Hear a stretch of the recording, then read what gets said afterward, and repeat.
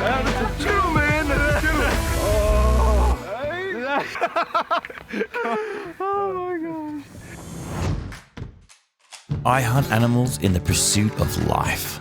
Life lived and life taken. I believe it's through this dance with nature and the wild places that we truly live, connect, and grow. I'm Chris Waters, the Huntsman, and these are my stories.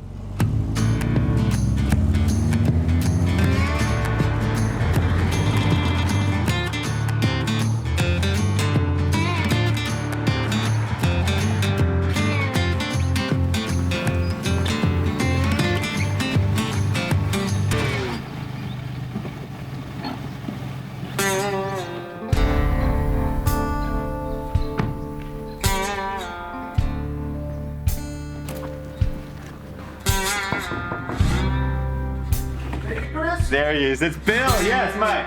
Hey, Rosie. Hey, man. How are you, mate? How's the trip? Good, man. Good to see you. You too, mate. Please, come on in. Come on in. Come on. I'm going to show you this house. Some of the heads Bill has in here. Absolutely cracking. So good. Oh, man. Yeah. I'll send you photos, but I want you to see the real. Look at this. Look at this.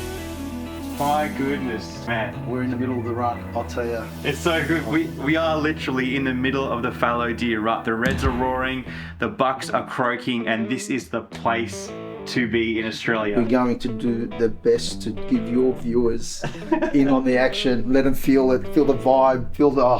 mate, it's going to be awesome. We're going to get amongst it, and we're going to be selective with what we're shooting. But yeah, Bill's right. What we're going to experience is going to be like anything else that you'll see, hear, or feel. It's going to be unreal. Wait and see what's coming. I'll get unpacked and then we can get started. I just saw Bill's number plate. And I thought it was hippie hunt, but it's happy hunting.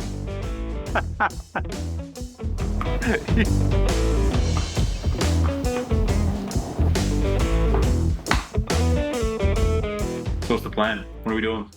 Let's get out there. Yeah. No mucking around. We've got to get up there early. The deer are doing different things at the moment. Yeah. They're in full rut. We want to get it on camera for these guys there, so they're going to be in there with us. And let's go hunt. So Bill, I wanted to ask you, because I ask this to everyone that I hunt with for the first time, especially for someone new, how do you want the rifle set up? I want to know that you're comfortable and that you know the condition the rifle's in, and I want to know that what condition it's in too. Yeah, 100%. Chris, good question. And a lot of people do sometimes make the mistake of, even an empty chamber, if the bolt is down, I still don't know what's in it, right? Yeah. So what you're doing is perfect. I don't mind. Put your ammunition into your magazine, have it ready to go, bolt open. It could be in the gun, but when we're going to commit to a hunt or a stalk, and I ask you, load one, then load one, at least I know then we're ready to fight. Yeah, it's good. Well, let's do that.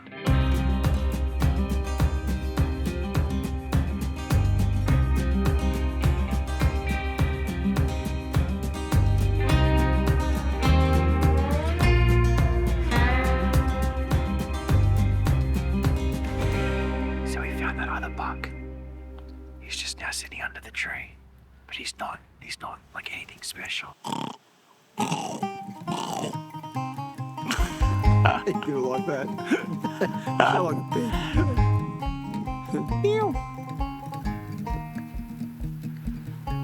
Why do you think the bucks start croaking more in the morning? It's the mornings and the evenings? Most mornings and evenings is when they're most active, as all deer are. Isn't that what most guys do? Hop in a bed at night?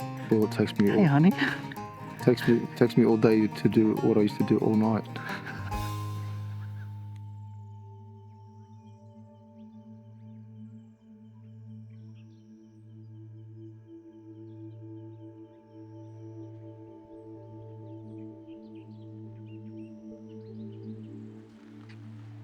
I reckon they were closer than what we thought.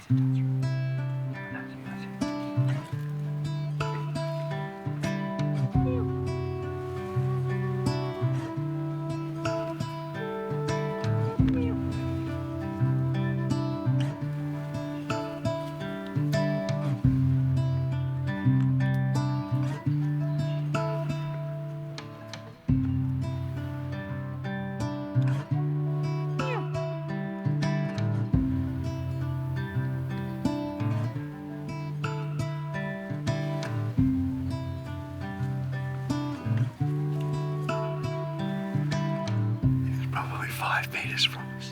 That's crazy. I told you, I'll get him to come to us.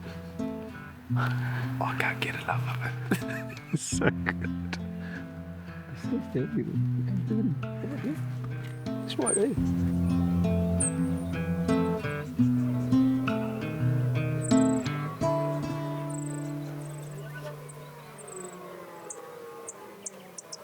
So it was pretty cool getting close to those bucks in that rut stand, but we haven't had any other luck during today. So we thought we'd head back and go cook up some food. I got some of that collective carnivore stuff that needs some rubby. Let's go rub it on. We're gonna go cook some food, is what we're gonna go do.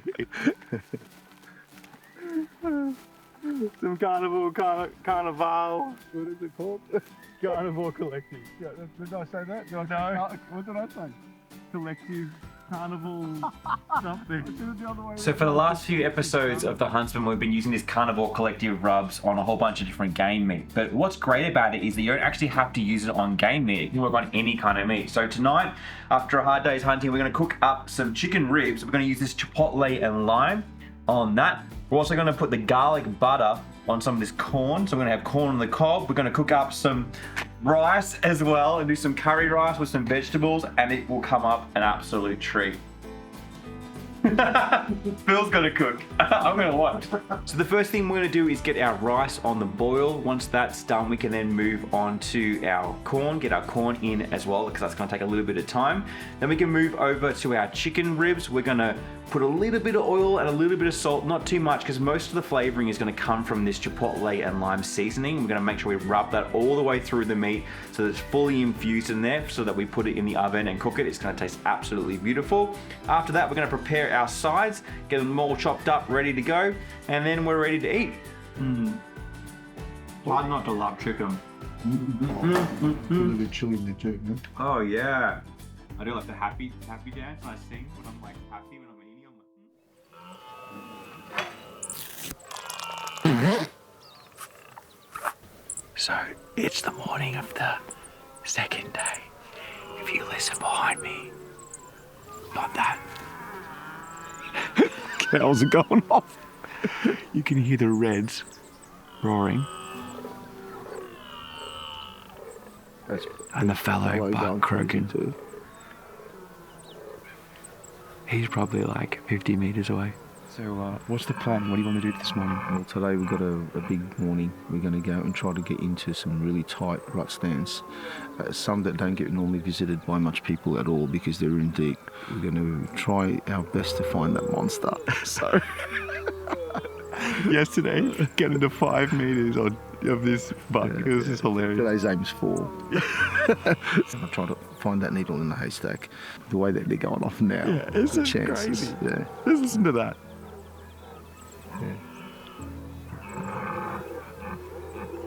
Again. Let's do it. Let's go. Sometimes it's hard to plan Who just goes, sometimes it's hard to plan that sound. I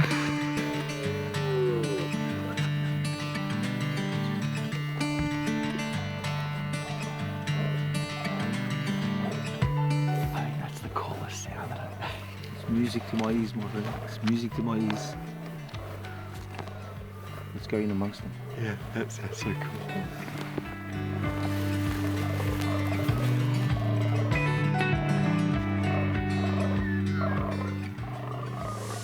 That is the coolest. Once we come in, we've got to cut across. There's a little bit of thick stuff. But as soon as we get the thick stuff, we're going to end up with that ferny, tusky kind of stuff. That's the stuff we're going to use for cover. We're going to try to keep low, let them do their thing so we don't disturb them. That way we can see each one as they're croaking. They'll have females in there as well. Okay. Because if you listen carefully in between the croaks, you can hear the kneel. So that's his females all going. Did they quiet out sometimes? Alright, let's do it right. As soon as I took off, I broke a stick.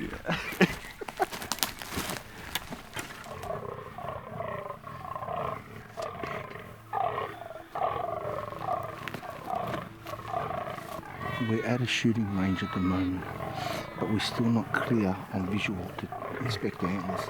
We're going to move another 50 metres, but we're going to get in and settle. Once we settle, they'll forget about us. As soon as they forget about us, they'll go back to their normal thing. So discreetly now, just nice bob in, get in there and sit down tight and let them all come back out again. Now, a bit of them know with our presence. Yeah. Even though we didn't bring them presents, we brought the rifle with us. Different presents. But let's see if we can go find the lucky recipient, the birthday boy.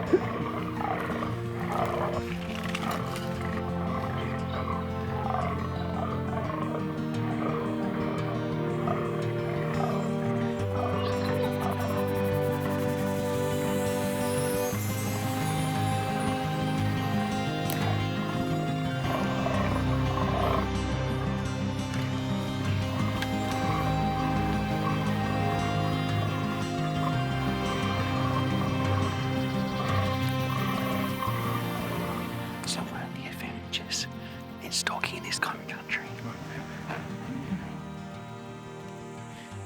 is that you're walking on sand.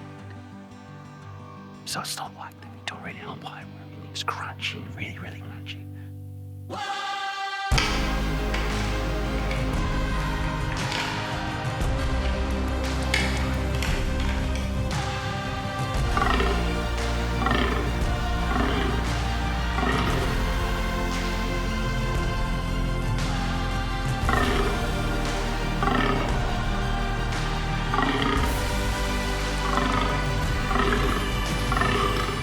It's hard to describe the experience of sitting in a rut stand like this, surrounded by a cacophony of croaking and battling bucks all within a 20-meter radius. It felt like the place was vibrating. The bucks were aware of our presence and at times even a few approached for closer inspection, yet their focus remained firmly fixed on their rutting displays.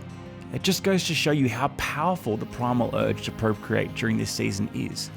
It overpowers every other impulse that they have, to eat, to drink, even the instinct to remain cautious. Now, as I mentioned before, the goal of this trip is to be selective and discerning in what we harvest. A nice old buck who's lived out his best life. Given we couldn't find one in this group, we quietly snuck out and moved on.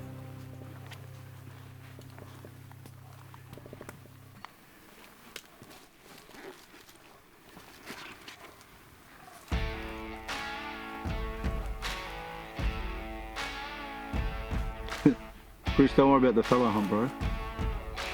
That chital, we're not fussing on that chital, bro. No way. Nah, man. Look at the browse on that thing. No, That's awesome. bro. Even the inners. Have a look at the inners. Yeah.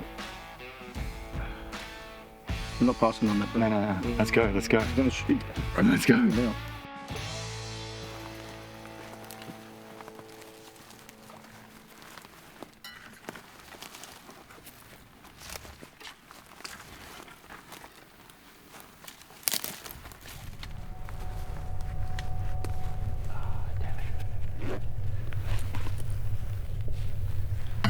He's just going for the trees. Damn it.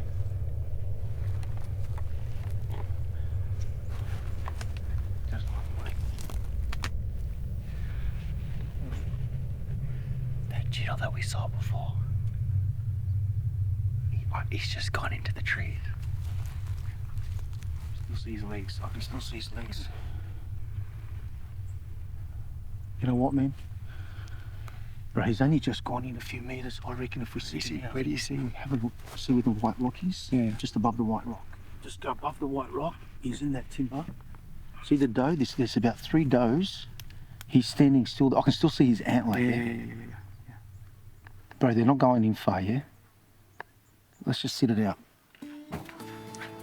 Bill and I were talking before about some like strategies that you can use to call the deer out. But when he's sitting there and he's got his girls and he's happy, like he's filled his harem quota. He's following one doe at the moment. While she's with her group, he'll stay with that group. If she left the group, would he leave with her? Yeah, he's chasing her around. Okay. The only reason why he's left his guard down like that, stag with that caliber, is because she's getting close. She's on heat, yeah. He's got to stay with her until she's ready to mate. Yeah, okay. He's putting in the time. Yeah. He's a true gentleman. Got to stay with it.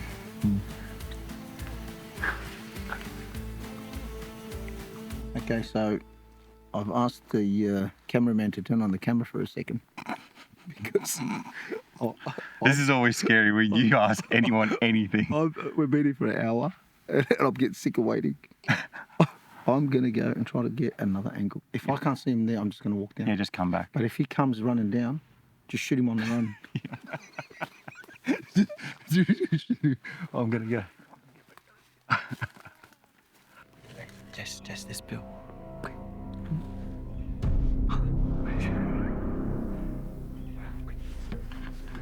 He wants us to go around.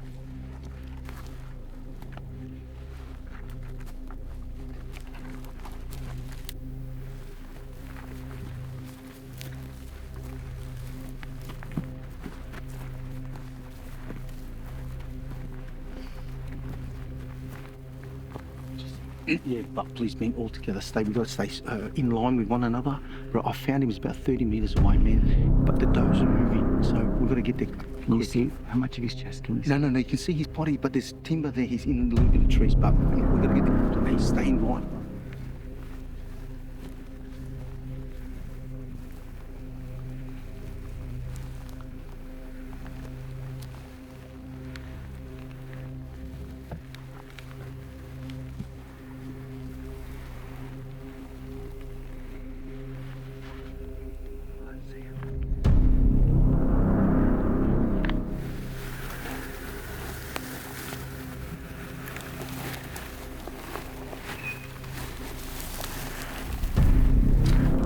The stag is bedded down between the two trunks. The one out is a hind as she's feeding. He's about 50 or 60 metres from us, but we need to get closer.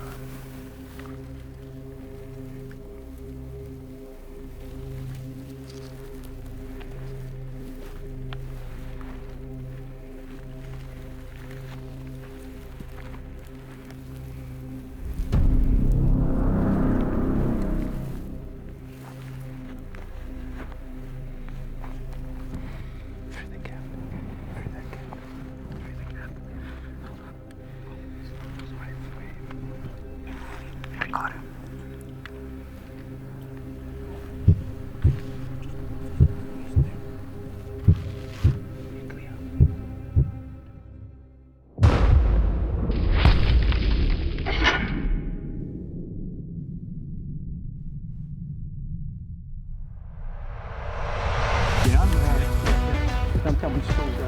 That shot was crazy. Just went straight down.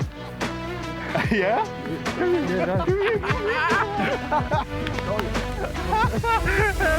38 meters.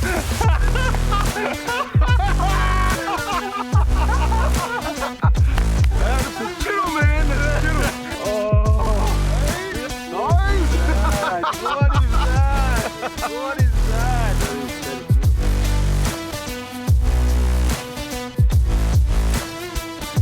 Thank you.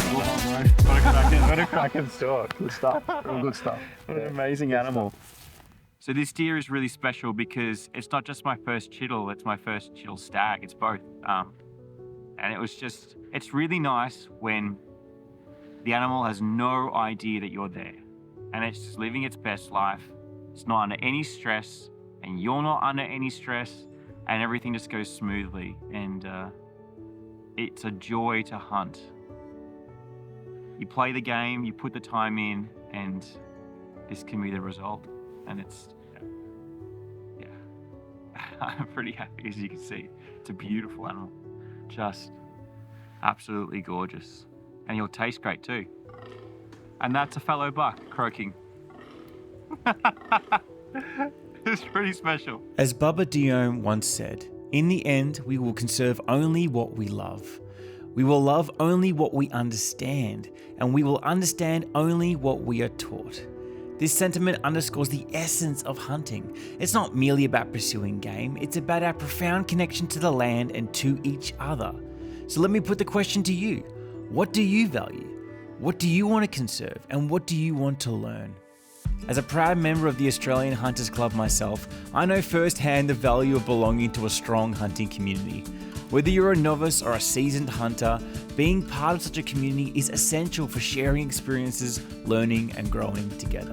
That's why I'm excited to extend a personal invitation to you to join us. As a member of the Australian Hunters Club, you'll have the chance to win professionally guided hunts each month, participate in hunts hosted by fellow members, gain insights from other hunters, and even have the opportunity to win hunting gear through our monthly draw. But most importantly, being part of a club means finding connecting with other hunters, just like I've done with Bill on this hunt. To learn more or join the club, visit australianhunters.com.au. Now, before you go anywhere, I actually shot another monster on this trip just before I had an embarrassing toilet incident.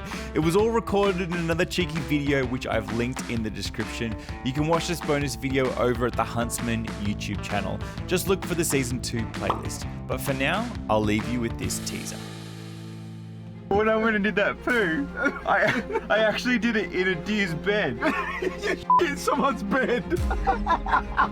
you know what you said to me? You go to me, Bill, I'm gonna have a shit. And I turned around and I said to you, Chris, you shit me. When I heard you going, I thought there was a deer behind me.